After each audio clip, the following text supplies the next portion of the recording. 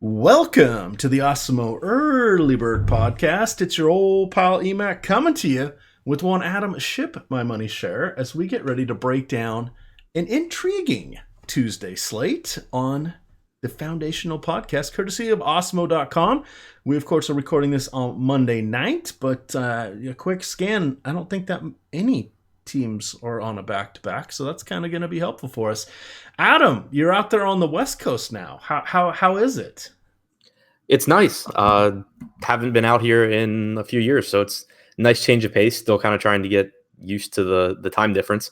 I think I went to bed at like 9:30 last night, woke up at 4 in the morning and started working. So I figure I'll probably adjust to that in time to go back to the East Coast. Perfect. Yeah, that's usually how the trips out to the West Coast work. It happens to me every time I go back and visit my family in the state of Washington. But you are down there in lovely San Francisco. You got to be down there for the DraftKings live finals, and you're doing the tourist thing. I applaud that. It's like you either don't have the money, but you got the time, or you don't got the time, but you have the money. You hit it perfectly. You're out there, and you've got the means. Way to go. Yeah. I got drunk during the live final, and suddenly I had a hotel room for a week. There you go. Well, you could be in worse places. You could have been stuck out there in Autumna, Iowa or something. I don't know. But let's get on to our fun slate here. We're going to go by position, of course, on the Early Bird Podcast. As your foundational look here, we're going to start out with point guards, utilizing the DraftKings positioning and salaries just so we can kind of stay organized. Most of this will be applicable, and then everything will get turned on its ear as people are ruled in or out throughout the day. So let's take a look here, Adam. We've got Russell Westbrook coming in at 11,300 in a fun matchup against the Minnesota Timberwolves. You've got Dame Lillard at a nice price point, 8,100. Of course, he's going against Memphis, who's playing at the second slowest pace over the last 30 days. And then you've got Steph Curry going against Boston, which means you've got Kyrie Irving going against Steph Curry. They're both checking in right around $9,000. Looks like we have some intriguing choices here up top. What do you like first? Yeah, I mean, Westbrook in a nice spot against Minnesota. Obviously coming off of a couple of not so great games against San Antonio and against Memphis, but it's still Westbrook, and there's no reason to, not to like him.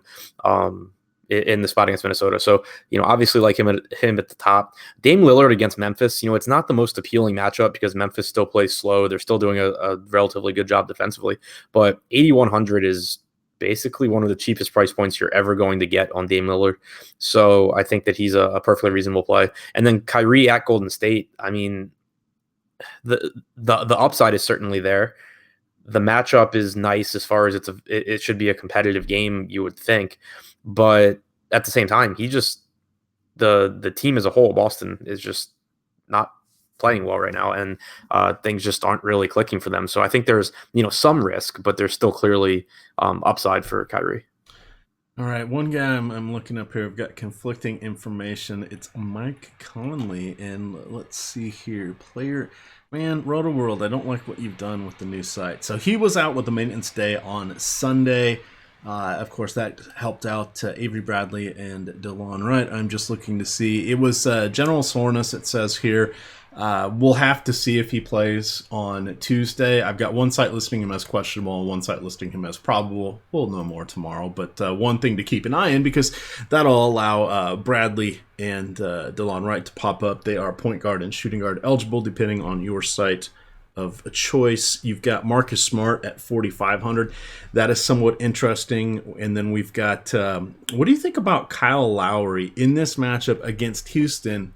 He's 7,300. Now we've got to assume most likely that Kawhi Leonard is going to return. He got Sunday off for load management, but 7,300 is a pretty darn nice price there for Kyle Lowry. And they don't have much of a bench now that DeLon Wright is no longer with them. And Jeremy Lin, I hate to say it, Adam, but Fred VanVleet was a more productive fantasy player than Jeremy Lin. Lin has been terrible. Just watching the games, it's almost embarrassing how bad he's been.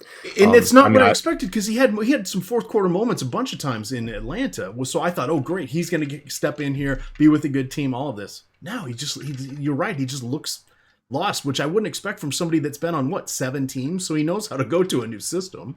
Yeah, I mean, I imagine he'll turn it around, but it hasn't been pretty so far. As far as Lowry goes, though, assuming Kawhi's back, I still just don't really get there. I basically never roster Lowry when Kawhi's there. He just hasn't been very productive with Kawhi on the floor, and even lately, where Lowry's been playing better overall, his numbers, his rates with Kawhi out there still aren't very good. So, I think I'll still end up just going to other spots at point guard most likely. All right, last guy that's kind of popping. I say kind of because the price is nice. Production hasn't really been there since he returning from injury. That is Jeff Teague at 5,500 going against Russell Westbrook in the Oklahoma City Thunder. He was coming in off a nice stretch of games between injuries, shall we say, and he had 3 in a row with 30 or better. It was 30, 52, and 42. The last two, he's got 22 and 29 fantasy points. I'm still willing to take a chance there at 5,300. And then his minutes have been reasonable. They're in the upper 20s. The last game was kind of it was an ass kicking at the hands of the Washington Wizards. I have no idea how the Wizards scored 135 points, and I watched the game. But there we are. What do you think about Teague or anybody else in the bargain bin? Yeah, I think that like $5,000 to $5,500 price range is actually pretty deep here. You have Teague at 5,300 in a huge pace up spot against Oklahoma City. I don't really have any reason not to like Teague. You have Darren Collison at only 5,500 against the Bulls, which I think is perfectly reasonable. And you have Dennis Schroeder at 5,500 against Minnesota, opposite Jeff Teague. So I think all three of those guys are pretty strong plays, and especially because the top of the point guard position outside of Westbrook and, if you're playing DraftKings and underpriced Lillard, it's just not the most appealing position at the top. So I think that I'll probably end up with a lot of exposure to these guys in that, 5K, 5,500 range. All right, moving on to shooting guard here. It looks like the only two injuries of note are going to be Klay Thompson, who sat out the last game. He has an ailing right knee. I know he got checked out. I know they said it's not serious, but I don't think they said anything that he was going to be guaranteed to play in this upcoming game. And then we've got his teammate Andre Iguodala, he got old all of a sudden, Adam. He got old. Granted, he's been in the league, 13 years, but Iguodala is not looking like he once did. Looking at the better players, the high end here, James Harden against Toronto. Amongst the players at the top here, that would be Westbrook, Towns, and Harden. Those are the three players that have exceeded 5 figures on DraftKings. How would you order them here? Westbrook, and then flip a coin between Harden and Towns. Okay, and they're all priced pretty close. I mean, Westbrook's just 200 more than Harden, and then Harden's 500 more than Towns. I would probably go Westbrook, Towns, and then Harden, but that is just me. And I'm assuming we have, I think I skipped that one before, is Paul George is still out, right? I believe so. Okay, so in any event, they're back to shooting guard. So with Harden, now we saw how this worked. That's why they play the games, Adam. We had Westbrook in what seemed to be a phenomenal spot there against the 76ers. And we had James Harden in a somewhat difficult matchup with Chris Paul back. And Harden dropped, what was it? Oh, yeah, 95 fantasy points against Miami, where Westbrook was the third overall raw scorer that night, but he only had I think 47 or 48. So as you're approaching this and you're a major tournament player here, you like to look at game theory, you like to look at leveraging plays, and we have that recent example of, hey, sometimes these things can be wildly unpredictable and really go in your favor. With that fresh in your mind, how are you going to consider the Westbrook, the Harden, the ownership, etc.? Yeah, I mean, I still like Westbrook the most. I obviously have no idea right now what ownership will look like. But assuming that, Harden gets a reasonable amount of ownership and Westbrook gets more, but not, 2 or 3 times Harden, then I'll probably just still stick with Westbrook in most of my lineups. And that's fair. And last time, I mean, I think Westbrook was double Harden, so it wasn't like it was doubling is a lot, but it wasn't like it was overwhelmingly on everybody's lineup in that one. So, hey, sometimes this stuff happens. looking at some of the more discounted options here, or the more palatable price points, you've got Zach Levine going tougher matchup there, going against Indiana. You've got one of your favorites, CJ McCollum. He's down to 6,000. I believe he's the one that got you out to San Francisco for this last week. And then you have a very discounted Andrew Wiggins, and then you've got Dennis Schroeder. We've got all sorts of choices here down in the mid tier. What are you liking at the 2 guard? Yeah, so McCollum's in that same boat with Dame Lillard, where looking at DraftKings pricing, they pretty clearly use that dynamic pricing for the matchup with Memphis, where you have both of these guys at just really cheap price tags. It's not an appealing matchup, but it's not a terrible matchup. And $6,000 for 35 or 36 minutes of CJ McCollum, I think, is too cheap. Gives you a high floor and a high ceiling, I think. Zach LaVine, a very difficult matchup against Indiana.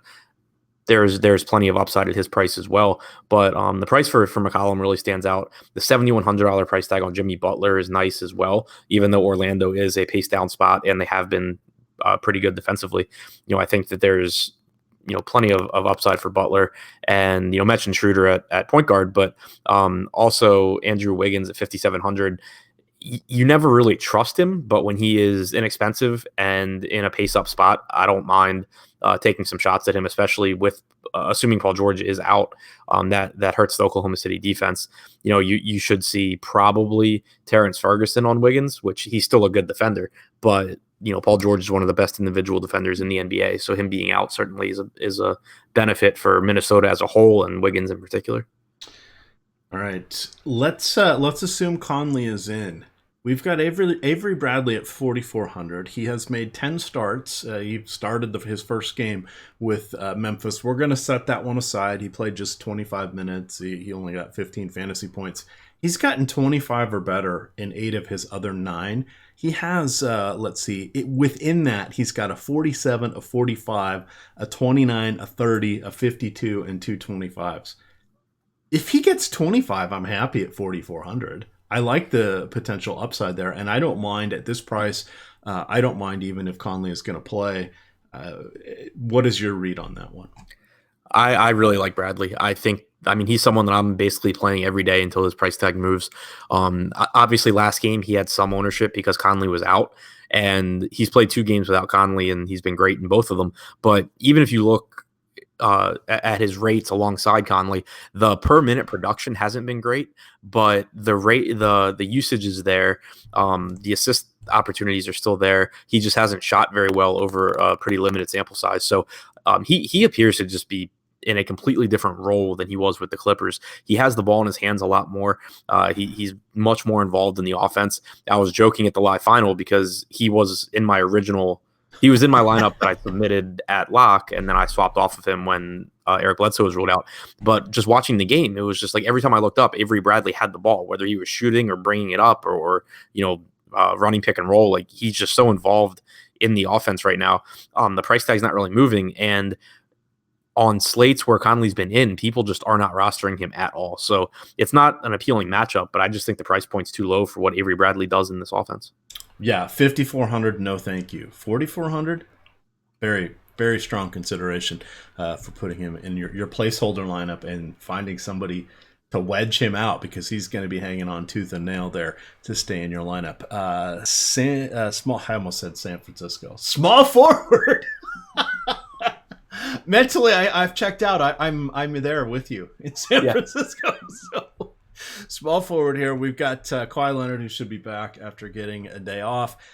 You've got Jimmy Butler, as you mentioned, shooting guard. He is small forward eligible as well. He is 7,100. You've got Tobias Harris, who has been outstanding here with Philadelphia. He looks like he's a good fit. He's 7,400. You got Otto Porter in that tough matchup against Indiana, but he's 6,200. He's coming off a day of rest.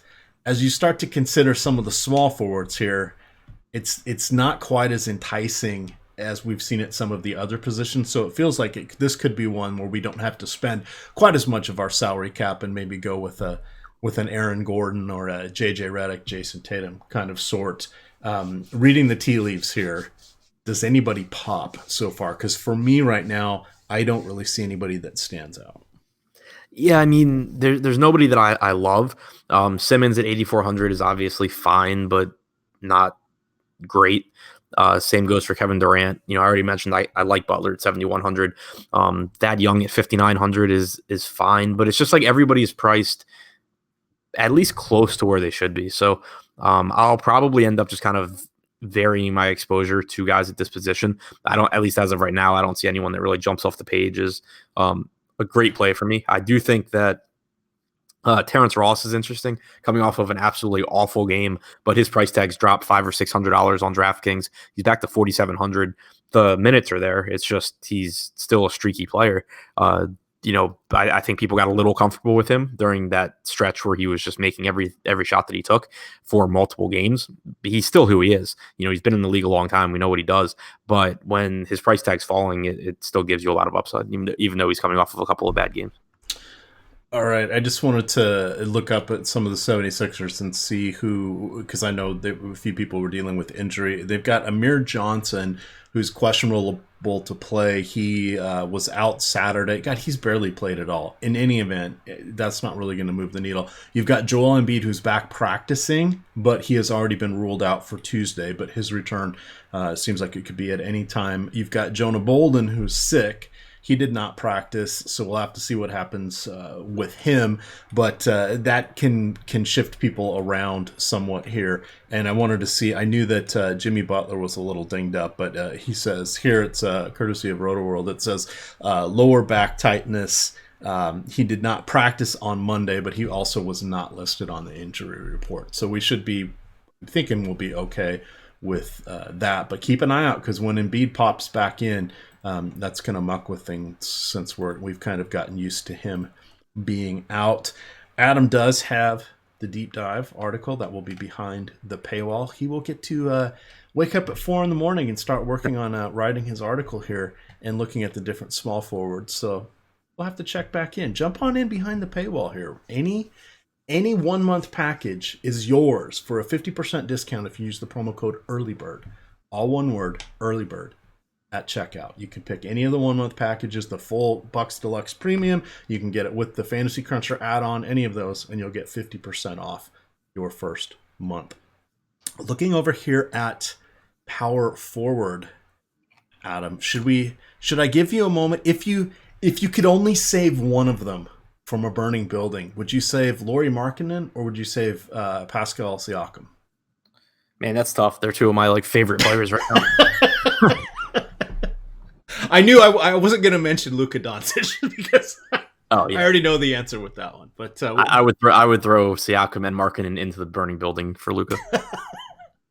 All right, what do you think about our power forwards here? Because these guys, Siakam, reasonable price when you consider his form, which has just been phenomenal this season. He has made that next step. He's not quite an all-star, but he's not that far off either. And Markkanen's price, 8,200, it's not a gimme. It's a tougher matchup, but he's playing the 5. He's getting rebounds, and he'll be getting to go against the Pacers, who are still not the best rebounding team. What do you like between that duo there? I would lean towards Siakam just because of the price difference, at least on DraftKings, where he's $1,400 less expensive. I love Markkanen. It is a tough matchup. It's not an appealing game in terms of pace. It's not an appealing game in terms of pace for Siakam either, but you should get comparable minutes between the two, probably a couple more minutes for Markkanen. But Siakam at a discount, I would give a slight edge to, but really nothing wrong with either of them. What would you think if I told you could get, what was he, like a four-time All-Star? No, 3-time All-Star. All-NBA second team, All-NBA third team, Defensive Player of the Year for $5,600 on DraftKings. Yes, how the mighty have fallen. Draymond Green is now $5,600, Adam. And I'm really not rushing to put him into my lineups. I imagine I'll end up with a pretty healthy amount of him at that price tag.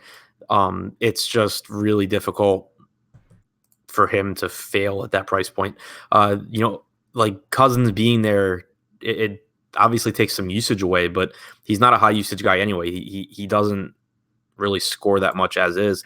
Over the last month, which is 12 games for him, he's averaging 0.85 fantasy points per minute, 12.5% usage rate, 26% assist percentage. the assist percentage is good. The overall production is mediocre. But when you're talking about, around 34 minutes at 0.85 points per minute, that's not even terrible for his price point, and there is still clearly some upside there. So I think the price point's just low enough where I'll end up getting there, especially because this position really just isn't that strong. He is averaging 5.5 shots per game over his last 10. It drops to 5 per game over his last 6. Adam, that's not very exciting. But 5,600. I mean, all you need is him to get a block or a steal, or a couple blocks or steals, make his shots. The handful of ones that he's going to take, literally, you can count his shot attempts on one hand. But I do see the appeal, I guess, begrudgingly. And see, and this is why I like to use the Fantasy Cruncher, because it takes the biases out of things. And if it says this is the best team that you're making, then I let it do that. If I'm hand building, I can't do it. I just cannot go to Draymond Green. Looking here at some of our other guys, Jeremy Grant, 5,300. He's been relatively solid with Green out, even with the addition of Markieff Morris. That's really not going to impact him.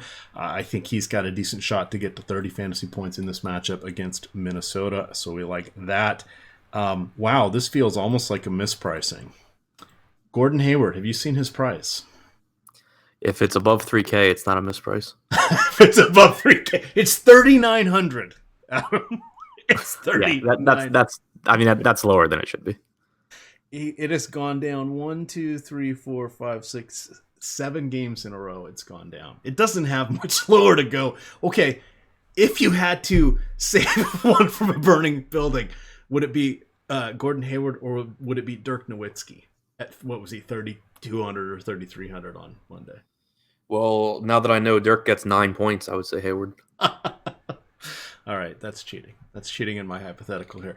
Wow, that is simply not what I would have expected to see from Gordon Hayward, but the numbers bear it out. He has not topped 20 fantasy points since February 13th. Yikes. I don't know that he will be gracing my lineups at all. Dario Saric is someone who's interesting as well. He too is at 3,900.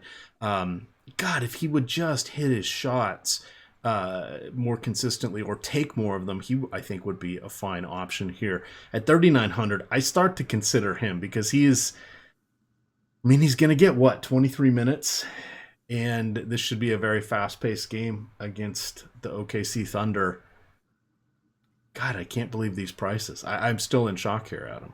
3,900 for both those guys. Do you like either of them? We've got a Taj Gibson here at 4K. You've got Marcus Morris going against Golden State at 4,500. The ouch, my knee hurts. Mo Harkless at 4,000. These are just some insane prices. 3,900 for PJ Tucker against Toronto. Adam, we may have to be punting our power forward spot. Yeah, it's a spot where if you're playing multiple lineups, just rotating through these guys makes sense because they all have massive flaws, but it would be pretty unlikely for none of these guys to come through at their price tags. I mean, the opportunity for them is still there. You're talking about a bunch of guys that play 25 to 30 minutes at 4K or below price tags. So I would imagine that roster construction wise, you want to be paying down here. It's just a matter of hitting on the right one. And, your guess is as good as mine there. Yeah, because none of them are in a truly cherry matchup. Right. And none of them are that good. It's just that... But they all do have 35 fantasy point upside, and they've all gotten there in the last 2 weeks. Right, exactly. Like, I wouldn't... being a mass entry guy, it's kind of the whole reason that you do it is to not have to make decisions like this, where it's just flipping a coin between 6 guys. It lowers your... it lowers the variance on any given slate because I can just get exposure to all these guys. But I think the big takeaway here is that you probably want to be paying down at this position. All right. Well, we'll get on out of here with the center position because here we've got some intriguing choices up top. I really, really, really like Karl Anthony Towns. He has just been absolutely playing out of his mind. His last 4 games, 55, 70, 69, 72. That is just phenomenal. Now, it's not the best matchup because he's going to be going against Steven Adams. So the last two times, let's see, he only played 24 minutes in that game, but he ended up with 5 fouls. So that's a risk. So looking at his last 4 games, he's had 4, 5, 6, and 5 fouls. So that's something that I guess is we need to talk about it. We need to think about it in the back of our mind. Yeah, he's absolutely phenomenal, but that is a little bit of a risk. In his last 2 against OKC, both of these were in OKC. He had 5 fouls in both of those games. So that's a bit of a risk. He played 24 minutes, put up 20 points, 9 boards in the first one, and then he played 27 minutes with 18 and 5, added 6 assists. But that's 33 and 32 fantasy points. That's not the upside. Do you have any concerns at all with Karl Anthony Towns? I mean, he fouls a lot, but it's still he's still fine. I think I would actually rather save $1,400 and go to Vucevic against Philadelphia, against a Philadelphia front court that's missing Joel Embiid. But I wouldn't fault anyone for getting to Towns. I think that he's a perfectly fine play. Did you know that Vucevic at one point was a Philadelphia 76er? I did. I'm just calling that up because I seem to remember he actually has had some really good games. Let's see, Philadelphia. I think he has. And here we go. Last 3 game log, or 3 years worth of game log. So this year, in November, he put up 51 on them. In October, beginning of the season, he put up 71. I'd say that's pretty good. And then let's see, there are 7 other games. One, he must have got hurt or had foul trouble because he only had 15 fantasy points. All the rest were over 38 fantasy points or better. And in those games, he's averaging about 45 fantasy points. So that's neither here nor there because that spans a lot of time. Joel Embiid did not play in all of those games. So things can change. Joel Embiid is not going to play on Tuesday. But food for thought. Those are some nice numbers. And Vooch is one of those guys that's really taken that next step this season. And he's going to make his next team very happy, I think, Adam.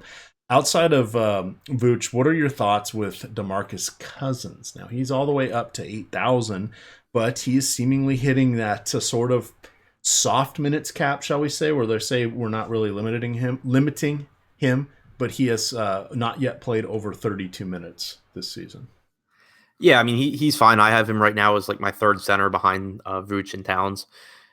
The minutes are up, which is nice. He has been productive from a fantasy standpoint this season. It's not the best matchup against Boston. We know Horford can cause some problems defensively.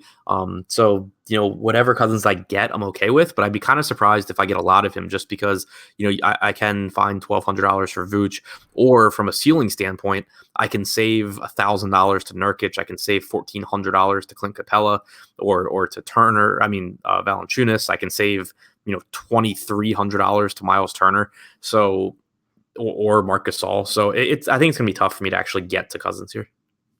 You know what? He's played in 16 games already this season. Yeah, well, he hasn't really been sitting games ever since he came back. He's just playing. Yeah, there's 2 of all the games. He's only sat out 2. He sat out the 27th and he sat out the 13th, which was leading into the All-Star break. And that was a back. Both of those were. One was the front end of a back-to-back, and one was the back end of a back-to-back. So that's fair. Interesting. The thing I was looking at here is, what's really helping DeMarcus Cousins? The fact that Draymond Green is not shooting. So Cousins is things are related. Pardon? Yeah, they very well could be. But if we look here at Cousins, he's taken 15, 16, 15, 12, 12, 17 shot attempts in his last 6 games. So that is nice to see. I mean, the price is going up there, and he's not all the way back, but here's DeMarcus Cousins. As we get on out of here, we go down to the some of our discounted players. Jonas Valanciunas has been pretty solid, Adam. Who knew? Oh, wait, the daily fantasy world. But if you play him more than 25 minutes, he's going to score 40 fantasy points most of the time. How are you liking Joe Val tonight? Yeah, I mean, I think he's fine. I think from an upside standpoint, he certainly gives you that 40 to 45 point upside. Again, though, it's an awkward position because you have Nurk, You have Capella, and then for $1,000 less than Valanciunas, you have Miles Turner against Chicago in a good spot. You have Marcus Gasol in a perfectly fine spot against Houston, playing big minutes now that he's in the starting lineup. Even Al Horford against Golden State for 6,300 is viable. It's a pretty deep mid range at center.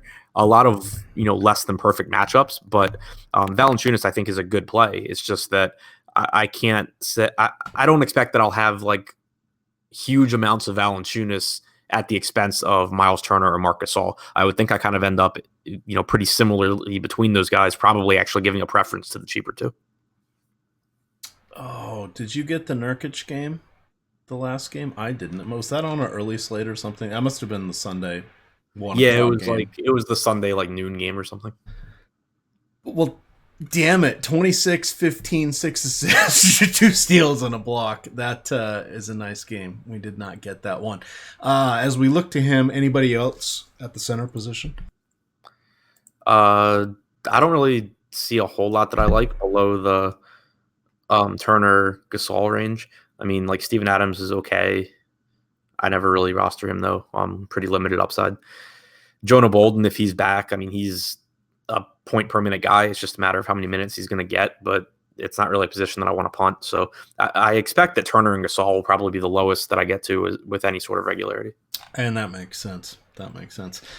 All right, with that, we are going to get on out of here. Reminder, you do have Laffy and Josh Engelman on the DFS NBA Strategy Show at 9:15.